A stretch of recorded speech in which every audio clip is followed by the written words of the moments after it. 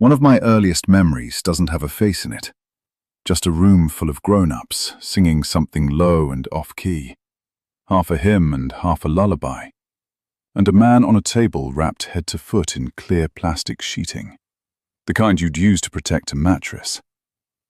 I remember being lifted up to see him. I remember a woman in black telling me it was all right, that he was only sleeping. And I remember my own hand, small and stupid and bored, pressing the sharp plastic tail of my toy dinosaur into the wrapping over his feet, over and over, until it tore. I didn't mean anything by it. I was 3, maybe 4. But I've never forgotten the sound the plastic made when it finally gave. And I've spent 20 years telling myself I imagined the rest. The way the wrapping seemed to fill up with a kind of blackness after that, thick and slow, like ink dropped in water. The way something slipped out through the hole I'd made. The way the air went so cold, so fast, it felt like it was crystallizing in my throat. The last thing I remember clearly is the old woman in black shouting for 2 men to hold me still, her own face coming at mine, sorry and afraid at once. Then I was in a hospital, and it wasn't so bad once you got used to being fed through a tube. There was pain, but it passed. When I was well enough, my parents sent me to live with my aunt 1 town over. An adventure, they called it, a chance to make new friends. Temporary, they said, and I believed them, because I didn't know yet what a lie sounded like from people who loved me. That temporary arrangement lasted the rest of my childhood. My aunt was, and is, a remarkable woman. My parents sent money. They never once visited. We didn't talk about them, and when they died in the winter of 2016, I found out after the funeral had already happened. I can't say I grieved. I wish I could. After high school, I went into anthropology. I don't want to give that one memory more credit than it deserves, but I can't say it didn't shape me either. I couldn't stop turning over why our family's idea of a funeral looked nothing like anyone else's. People bury their dead in coffins. They cremate them. Nobody wraps a body in plastic sheeting in front of the whole town. For years I told myself it had been a fever dream. It wasn't until graduate school that I decided to write my thesis on it, assuming it was even real. I kept a couple of backup topics in my pocket just in case. I called my aunt first. She didn't want to talk about it, and she liked talking about my parents even less. She asked me, more than once, to pick something else. But I noticed something in the way she said it. She never once told me the plastic wasn't real. She told me the village wasn't worth my time. She never told me I was wrong. The place sits up in the highlands off the Cabot Trail, the kind of hollow you only find if you already know which gravel turnoff to take. Cell service comes and goes as it pleases, and the province hasn't touched that road with a grader since the 70s. Mostly retirees now, a general store, a church with a bell tower nobody rings anymore, and pavement that just gives up past a bus stop. None of that stopped me. If anything, it pulled me in harder. I called the parish. The old priest I half remembered had to be long retired, and he was. I got a younger man named Father Whalen instead, who picked up almost before it finished ringing. I introduced myself as a grad student, explained my interest in the funeral customs, said I wanted to attend a service, and document it properly. "No trouble at all," he said. "We've a service in 2 days. You're welcome, so long as you treat other people's grief with some respect." How could I say no to that? I drove up on the day of the funeral, with the whole afternoon free to reacquaint myself with the hollow first. I stopped at a Tim Hortons on the highway for one last coffee before the signal died, and sure enough, a few minutes past the gravel turnoff, my phone dropped to nothing. There was a smell in the air I recognized before I recognized anything else.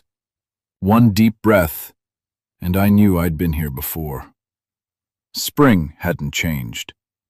That stretch of it where the cold still bites, but the sun's bright enough to hurt your eyes. I found the bus stop, and past it, the road into the hollow proper.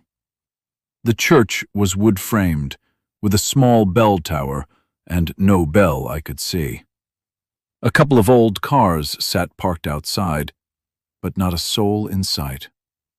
I knocked on the big double doors a few times. Nobody answered, and I couldn't get a signal to call back.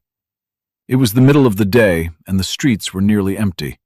A few retirees drifting out of the general store, a man walking his dog.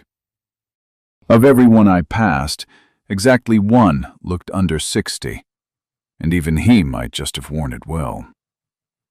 The general store had a coffee corner, not quite a diner, a scatter of mismatched chairs, a handwritten sign taped up listing drinks. I sat by the window and watched the empty street. A few ravens had gotten into the dumpster out back and were tearing through it with real fury, like they knew exactly what they were after. I was partway through my sandwich when a strange man walked in. 50-something, shaved head, a day of stubble, eyes so green they didn't look real. He froze, stared at me like he was weighing something, then walked straight for my table. "I know you," he said, pointing a finger at me. "I don't think you do." "No, wait." He sat down across from me, uninvited, muttering, pointing again, and started listing names. My mother's, my father's, my aunt's, a couple of cousins I barely remembered myself. Something clicked behind his eyes, and he snapped his fingers. "It can't be." "You're Gerald's boy, go on. Tell me I'm wrong." "Do I look like him?" "Don't you?" He looked at me like I was slow. "Roddy, Uncle Roddy, your father's brother," he said, and put out his hand. "I've never heard of an Uncle Roddy." "Course you haven't." He kept his hand out until I shook it, and ran through enough relatives, some I could barely place myself, that he felt real one way or another. Same ears, same gap between the front teeth. He peppered me with questions, easy company, and the longer I looked at him, the more of myself I found looking back. I told him about my studies and the strange memory from my childhood. Something in his face changed. "They still do that," he said. "Strangest thing in the world. And I'm surprised you don't know, given the circumstances." "Know what?" He explained it the way you'd explain a family recipe. The Friday damp, he called it. Something in the soil the old-timers never got a proper name for. It showed up on the 3rd or 4th or 5th day after a body went into the earth, a thick, black vapor that seeped up and made anyone nearby sick. That, he said, was exactly what had happened to me. Bury your dead the normal way, and you spread it straight through the ground, into the water table, into whatever grows after. What about cremation? Spreads it faster, fine particles up into the air. Church records say a good number died of it around the turn of the last century, before anybody worked out what was doing it. Acid works, in theory, but industrial acid isn't something you pick up at the corner store. So we wrap them up tight instead. Simple, cheap, works. I'd like to see it for myself. You will. Old Angus Fraser passed a few days back. Cranky old stutterer, but a good heart under it. He shrugged. Never heard of the Friday damp myself before today. Sounds made up. As far as anyone could tell me, it was some airborne sickness that only touched people who'd lived in the hollow too long, and the plastic was the cheapest way found to stop it spreading. That didn't explain why every child in the hollow had to be present at the ceremony.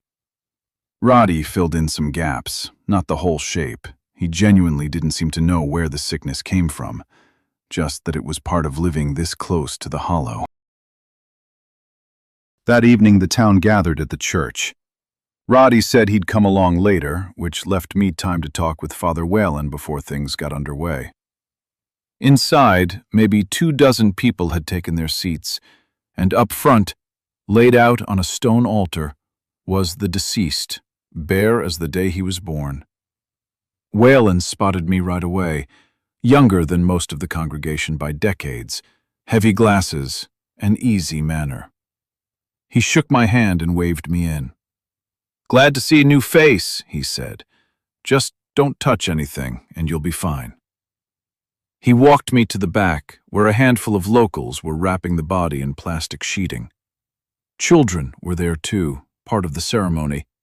Roughly a dozen of them, most handed rolls of packing tape to help seal the seams. "Is there a reason the children take part?" I asked. "They're the most susceptible," he said. "If one's going to get sick, we need to know right away. Best to keep them close until we're sure the wrapping's airtight." "Why not a different room then?" "Then we wouldn't see it happen if it did." He said it plainly, like it should have been obvious. "Besides, children get restless on their own. They start asking why there's no doctor. This isn't that kind of sickness." "What kind is it then?" He turned the question over while he checked the last of the wrapping. "Plenty have tried to fix this over the years. Nobody's found where it comes from. We don't even know if there's a carrier, or if it only starts once a body's already going. The moment someone dies and starts to break down, that's when it announces itself. That's when you wrap them." "So the wrapping's the whole preventative measure?"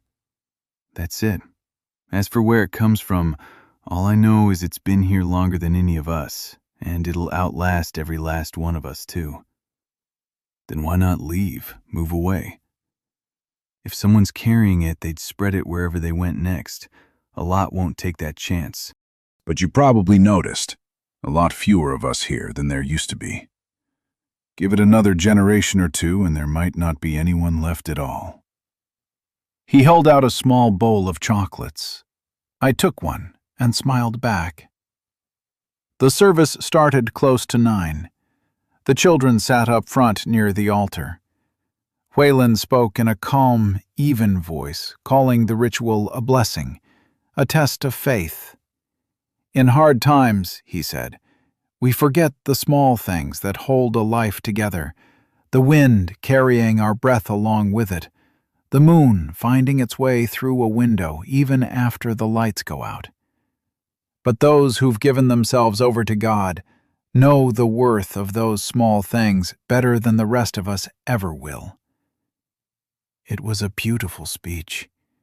I was listening so closely, I didn't notice Roddy had slipped into the seat beside me until he pressed a finger to his lips. There were prayers, some I recognized and some I didn't. Roddy knew every one of them by heart. Old Angus Fraser's widow cried quietly, remembering how much he'd loved walking the hayfields in the evening under the moon. It was a full moon that night, as it happened. She asked everyone there, on their way home, to swing by the field and stand in it a while. It was a lovely thought, and I watched more than one person in that room wipe their eyes. As the service crept toward midnight, the children were brought up to the wrapped body. Whatever that man had been, he'd stopped being a person somewhere along the way and become simply a bundle. While the prayers went on, I noticed something shifting. The plastic sheeting was slowly turning grey, and the 2 men watching the body went tense.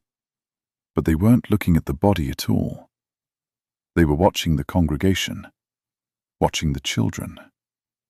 When the sheeting finally went fully black, everyone let out a breath at once. The body was sealed. Whalen let out a joyful shout, and the room answered him. They carried the body to a handcart and covered it with a thin sheet. 2 men wheeled it out, and I stood to follow. Whalen caught my arm.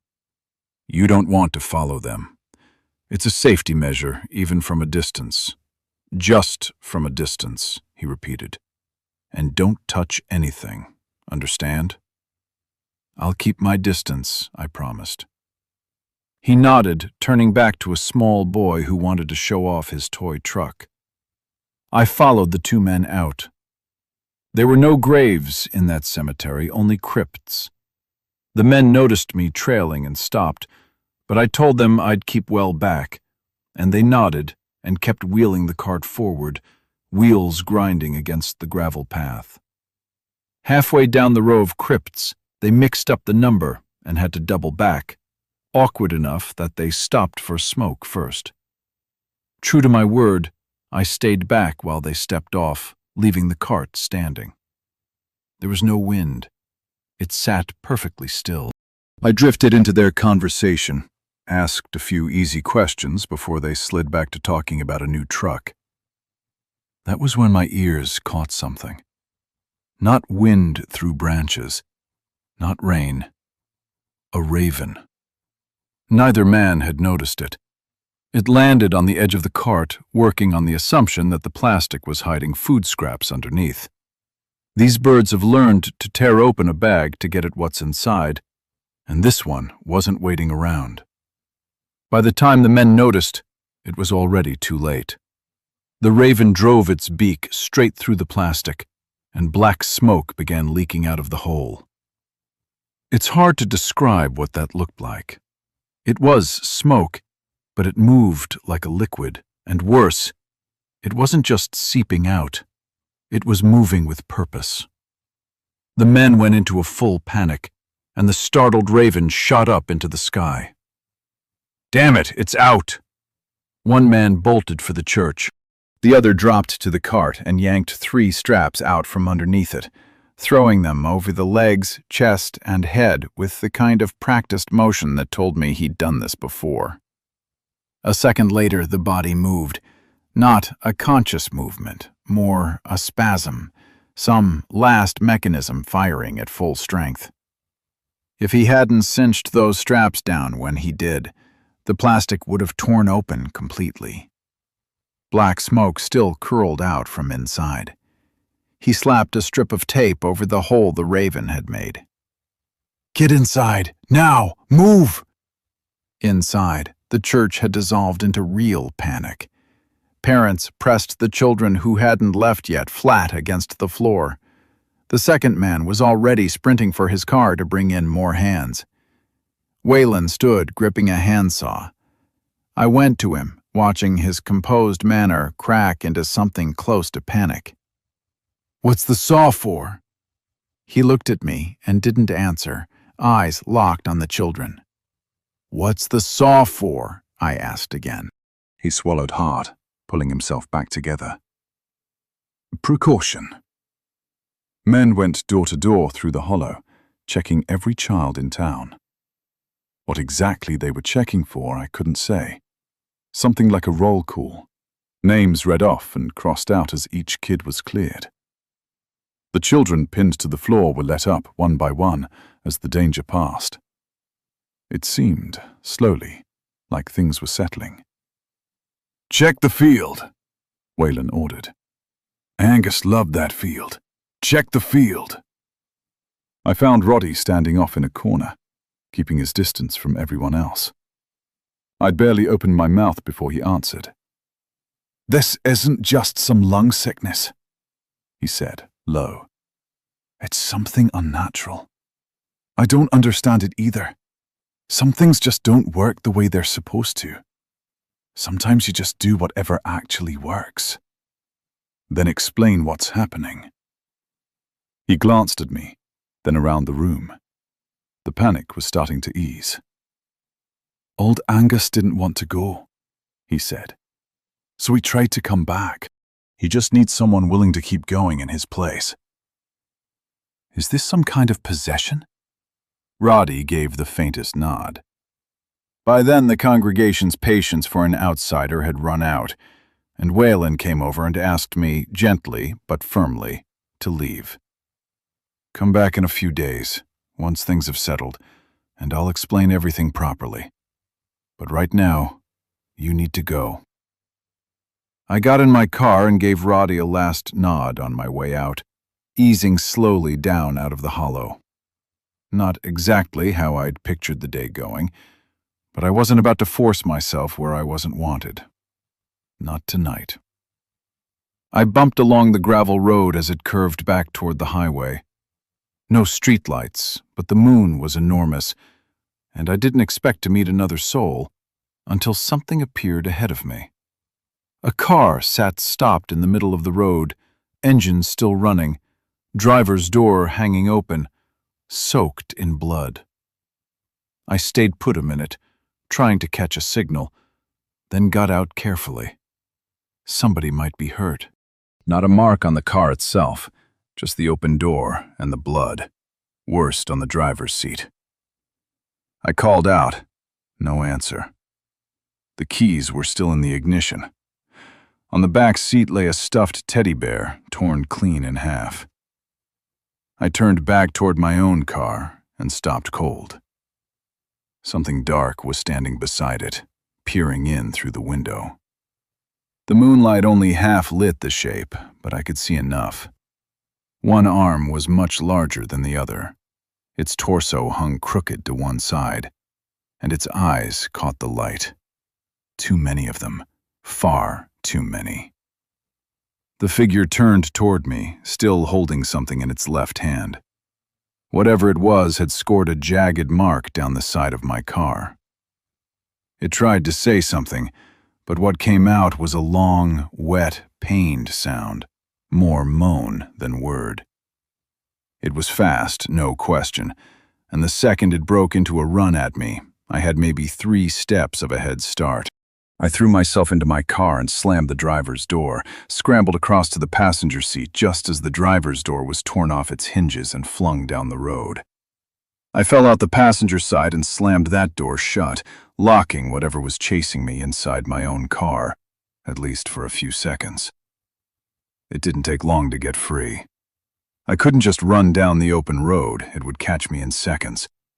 I needed to break line of sight. A hayfield stretched off to the left, tall grass gone to seed, and I threw myself in, kept my head low, moved slow and quiet. I could hear it behind me. Something furious, something wrong, its breathing fast and ragged, almost human. I found a spot deep in the field to go still. It circled near the tree line in the shadow of a big spruce. The proportions were wrong. The sounds were wrong. It tried to speak, and what came out was half scream, half broken stammer, shaped almost like words, but I couldn't make out a single one. Then I looked up. A cluster of ravens sat overhead, heads tilted, watching. One dropped from its branch, looked me over, and let out a low, grinding croak. The others followed. I don't think they meant me any harm, but they gave me away. A second later, the thing turned and started toward me. I tried to run. Even giving it everything I had, I was so much slower than it. Something knocked my legs out from under me and put its weight, a foot, I think, though I can't be sure, flat against my back. Something wrapped around my leg below the knee and twisted, pulled, and twisted again. It started tearing my leg off below the knee. I'd been afraid before in my life. This was something else entirely. Somewhere in the muscle, a white-hot pain flared and kept climbing, and as the heat built, the rest of my body went strangely cold. Your focus narrows to nothing, the exact shape of a blade of grass, the pattern in a handful of dirt. Your mouth goes dry when you realize you can't get your eyes to focus on anything. I lay face down, bleeding into the ground. The thing pulled back slowly, and someone sat down in the grass beside me. A man lowered himself onto the ground and leaned back against a tree. The ravens didn't react to him the way they had to me. It was Roddy. It doesn't want to do this, he said. It isn't even afraid. It's just something clawing its way to the surface for a breath of air. It happens on its own. I couldn't answer. I was working too hard just to keep breathing. It happened to you too, he went on. The year I went, my eyes rolled looking for it. I saw its shape, but it was blurred. They pulled most of me out before I got a real grip, cut away the extra arms, all of that. But part of me's still down there, just a little further off than usual. He tilted his head, listening to something moving through the grass. I didn't come to gloat. I've had time to make my peace with it. Your life is yours. I'm just glad we got the chance to talk. He leaned closer and stroked my hair, and for a second I was a child again, crying in my mother's arms. He'd been the man on that table. I understood that now. The way you understand things you've always known and never let yourself say out loud. If you let me, I can fix this. Easy this time. What do you say? I couldn't answer him, and he didn't need me to. He already knew what I'd say. I'd have done anything right then for a few more years of breathing. I felt my pulse slow. My focus widened out until I could take in the whole field at once, not just one blade of grass. I shifted, braced for pain, and nothing came. When I looked down, I was whole. A new leg, skin and hair a shade darker than the rest of me, but a real leg. Just not mine. It took a while to get used to.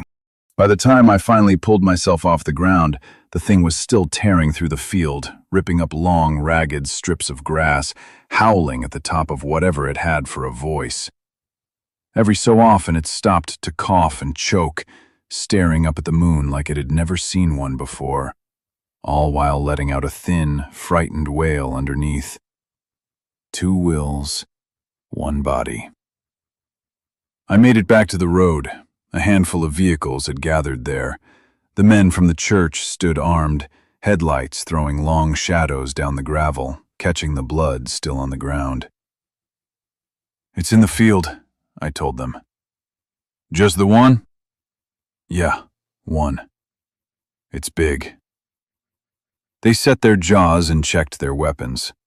The last thing I heard before they went into the hayfield was one of them saying, quiet, almost gentle, "Sorry, Angus." A second later, the shooting started.